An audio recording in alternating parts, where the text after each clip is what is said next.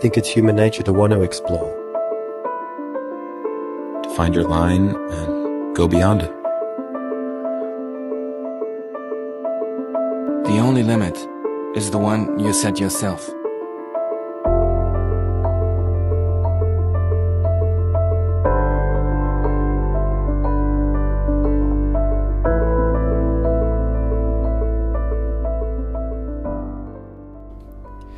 L'entrepreneur autrichien Dietrich Mateschitz et l'homme d'affaires thaïlandais Chaleo Yovidia fondent la société Red Bull en 1984.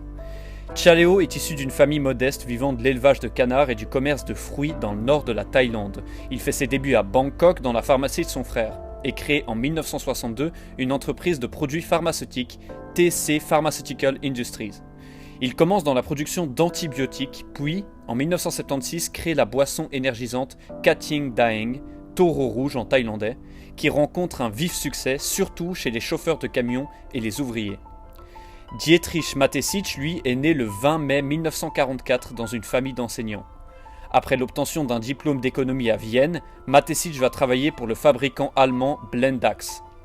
En 1982, assis au bar du Mandarin Hotel de Hong Kong pendant son voyage d'affaires, Dietrich goûte une boisson tonique prisée en Asie. Il constate que la boisson énergisante nommée Krating Daeng, développée par la société de Chaleo durant les années 70, aide à lutter contre le manque de sommeil. Après avoir mesuré le potentiel du marché de la boisson énergisante, un concept qui n'existait pratiquement pas, les études de marché annoncent même que cette marque est vouée à un échec immédiat. Mais Dietrich n'en tient pas compte et va s'associer avec Chaleo pour importer la boisson en Europe. Les deux hommes investissent $1 million et se repartissent 49% du capital chacun, les 2% restants allant au fils de Chaleo.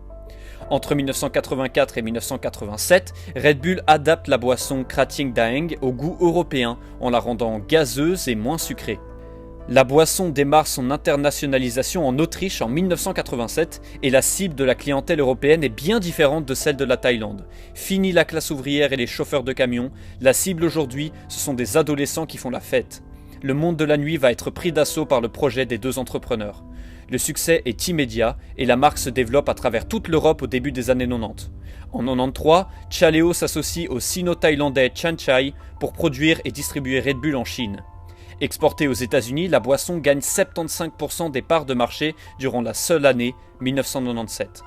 En 2012, 5,22 milliards de canettes de Red Bull Energy Drink ont été consommées dans le monde, entraînant une augmentation de 12,8% par rapport à l'année précédente. En un an seulement, le chiffre d'affaires de la société a progressé de 15,9%, passant de 4,2 à 4,9 milliards d'euros.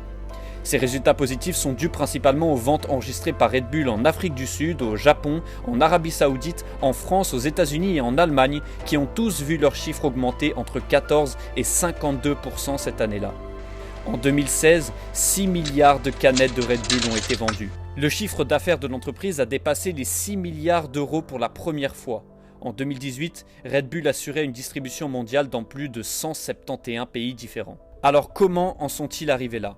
Au départ, comme je te l'ai expliqué, Red Bull a voulu s'implanter en Europe en devenant un membre à part entière du monde de la nuit et le produit préféré des étudiants. Pour ce faire, Red Bull a distribué des caisses gratuites de la boisson aux étudiants dans une tentative de publicité virale. Cette stratégie a connu un succès retentissant, entraînant une augmentation rapide des ventes. Mais les grands noms de Red Bull, dont Dietrich, sont extrêmement ambitieux, ayant toujours pour projet de pousser la barre plus haut, d'être plus grand, plus performant et plus rapidement. Cette image de boisson fêtarde ne suffira pas à accomplir tous ses rêves de gloire. Red Bull a décidé de se faire connaître à travers son marketing élégant, ciblant les jeunes professionnels urbains à travers de nombreuses campagnes publicitaires basées sur le sport et le divertissement. Red Bull te donne des ailes. Le budget marketing de l'entreprise est qualifié de pharaonique et s'élevait en 2012 à près de 1,4 milliard d'euros. Fondée sur une communication centrée sur les sports extrêmes et les composants secrets de la boisson, cette stratégie a fait ses preuves en matière d'efficacité. La pierre angulaire du succès de la marque est son côté provocateur.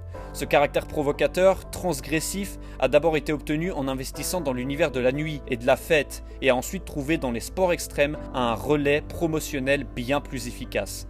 Pour assurer à ses actions une visibilité maximum, l'entreprise a mis en place en 2007 une maison médiatique basée à Salzbourg employant 900 personnes, une armée de rédacteurs, de monteurs, de photographes et de cadreurs recrutés pour fournir du contenu aux médias. Accompagnés de spécialistes en communication pour mettre chaque jour à la disposition des diffuseurs au moins 12 heures d'images nouvelles. En fournissant aux chaînes de diffusion gratuitement un contenu photo et vidéo élaboré par la maison médiatique, le groupe s'est assuré d'une visibilité maximum. Une stratégie brillante, mais très coûteuse. Le but de l'entreprise n'est plus de vendre de la boisson, mais de découvrir des gens doués et de les aider à s'accomplir. Le sponsoring sportif est désormais au cœur de la stratégie de l'entreprise. Red Bull est en 2012 associé à environ 500 athlètes et 600 événements sportifs. Le groupe possède et gère 2 écuries de Formule 1, 6 clubs de football, 2 équipes de hockey sur glace, ainsi qu'un centre d'entraînement multisport près de Salzbourg. Les disciplines dans lesquelles la marque est présente vont de la voltige aérienne au surf, en passant par le base jump, l'enduro et le wingsuit. Commençons par le football. Dietrich a décroché une licence en première division autrichienne et a transformé le SV Austria Salzbourg en Red Bull Salzbourg. En 2006, il rachète le New York-New Jersey MetroStar et le renomme Red Bull New York. Et en 2007, il achète le SSV Markenstadt, club de la banlieue de Leipzig et qui évolue en 5e division allemande. Il va renommer le club RB Leipzig. RB pour Red Bull? Eh ben pas officiellement. Pour contourner la règle interdisant le nommage de marque en Allemagne, il renomme le club Rasen Ballsport Leipzig.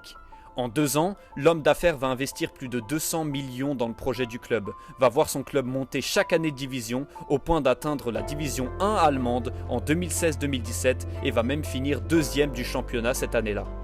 Lorsqu'on demande à l'investisseur pourquoi avoir investi autant dans ses projets, il répond en 2010 ceci. Lorsque j'investis dans une discipline ou un événement sportif, je vais être responsable de A à Z du succès ou de l'échec. Où est l'intérêt de s'engager dans le foot si c'est juste pour coller le logo Red Bull sur le maillot des joueurs? Red Bull s'est investi en Formule 1 depuis 1995 en devenant actionnaire et sponsor de l'écurie suisse Sauber puis Arrows en 2001. Fin 2004, Red Bull rachète l'écurie Jaguar à Ford et la rebaptise Red Bull Racing, installée en Grande-Bretagne où elle emploie 350 personnes. 1 an plus tard, Red Bull rachète l'écurie Minardi, la renomme Toro Rosso, Red Bull en italien, puis Scuderia AlphaTauri en 2019 et devient alors propriétaire de 2 écuries sur les 11 participants au championnat. Sur l'ancien circuit du Grand Prix d'Autriche à Spielberg, Dietrich propose la construction d'un immense complexe comprenant une école de pilotage, une base aérienne, un hôtel ainsi qu'un centre de formation pour techniciens et scientifiques. Le 14 octobre 2012, Félix Bogmanter réussit dans le cadre du projet Red Bull Stratos le plus haut saut en chute libre de 39 376 mètres. L'événement est suivi par plus de 2 millions de personnes en direct sur YouTube, établissant ainsi à l'époque un nouveau record sur la plateforme. Mais Red Bull a toujours pour but d'investir dans les projets les plus prolifiques de l'avenir. Depuis 2011, Red Bull finance certains événements d'e-sport en réservant aux joueurs les mêmes soins qu'aux athlètes de sport extrême. Parmi les joueurs sponsorisés figurent l'américain David Walsh, le coréen Choi Ji-sung ou encore le français Corentin Hussein alias Gotaga ainsi que Tyler Blayens dit Ninja. Le jeu très connu Age of Empires est d'ailleurs un des jeux représentés par le géant Red Bull. Tu l'as bien compris, le but de cette vidéo n'était pas de juger si Red Bull est bon ou pas pour la santé. Le but était, comme pour les athlètes précédents, de montrer à quel point Red Bull a eu et est toujours un impact immense sur le monde du sport. Que ce soit à travers leur rachat, leur constant investissement dans de nouveaux projets ou des manières de pousser le sport à un tout autre niveau. Red Bull aura aidé des centaines d'athlètes et de disciplines à se développer économiquement et monter leur popularité comme jamais auparavant. C'est sans aucun doute une grande figure du monde du sport actuel et une des icônes qui ont changé et forgé l'image du sport comme on le connaît aujourd'hui. Voilà les gars, c'est déjà la fin de ce 8e épisode de Story of a Game Changer, un épisode bien différent des derniers, mais que j'ai trouvé tout aussi important à faire. Je sais que Red Bull a beaucoup de détracteurs, mais aimer ou détester, ça n'enlève pas leur rôle dans le monde du sport qu'on aime tous. J'espère que cette vidéo vous aura plu, merci à tous pour les 100 abonnés qu'on a atteints ce week-end, et on se dit à très vite pour une prochaine vidéo.